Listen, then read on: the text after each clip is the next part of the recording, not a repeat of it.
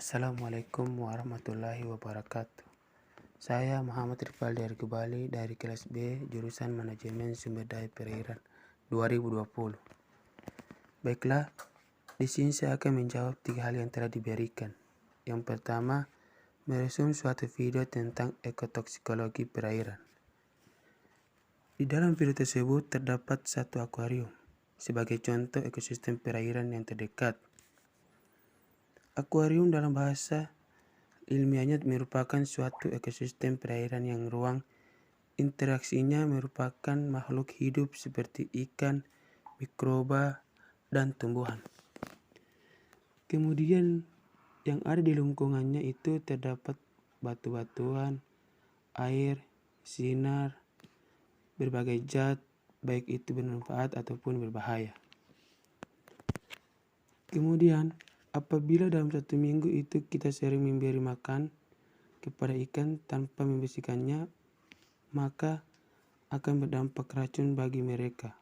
Karena makanannya yang kita berikan kepada mereka akan terurai. Maksudnya lama-kelamaan jika bakteri yang ada di dalam akuarium tersebut, maka toksik-toksik atau racun-racun yang ada di dalam penguraian makanan akan menjadi banyak dan dapat menyebabkan perubahan zat dalam akuarium. Kemudian dapat menyebabkan kematian pada ikan ataupun makhluk hidup yang ada di akuarium tersebut.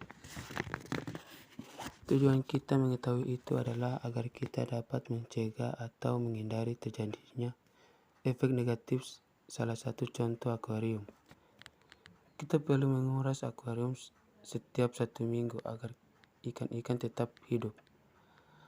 Dan kemudian di video tersebut menjelaskan ekotoksikologi itu merupakan kajian efek negatif suatu zat terhadap makhluk hidup dengan tujuan menetapkan suatu kualitas zat agar tetap terjaga dalam suatu lingkungan kehidupan. Dan ekotoksikologi ini terbagi atas 2 zona. Yang pertama, zona suportif. Zona suportif merupakan zona yang masih steril, yang lingkungannya itu masih bersih, masih steril racun. Dan yang kedua, zona destruktif. Zona destruktif merupakan kebalikan dari zona suportif, yaitu lingkungan ataupun zat setelah terkontaminasi dengan racun yang dapat membuat suatu lingkungan perairan tersebut dapat tercemar. Kemudian yang kedua, saya akan menjawab pertanyaan tentang definisi ekotoksikologi menurut saya pribadi sendiri.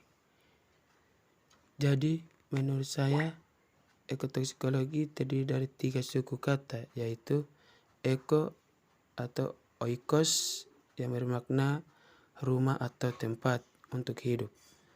Toksis atau toksis artinya racun, dan logi atau logos berarti ilmu.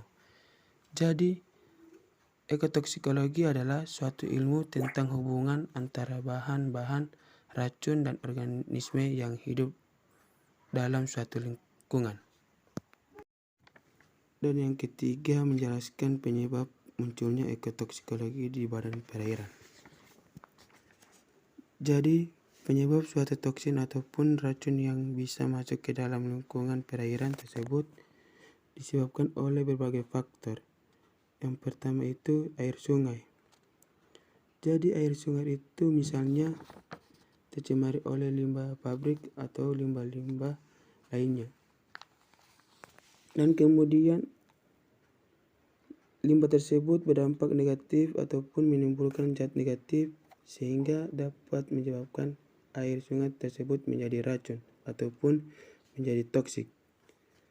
Dan kemudian air sungai tersebut mengalir ke dalam suatu lingkungan perairan, biasanya ke tempat-tempat yang ada ikannya atau yang ada organisme.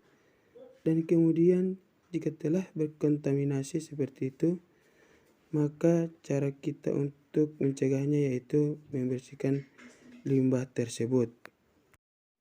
Demikian penjelasan singkat dari saya. Lebih dan kurangnya saya mohon maaf.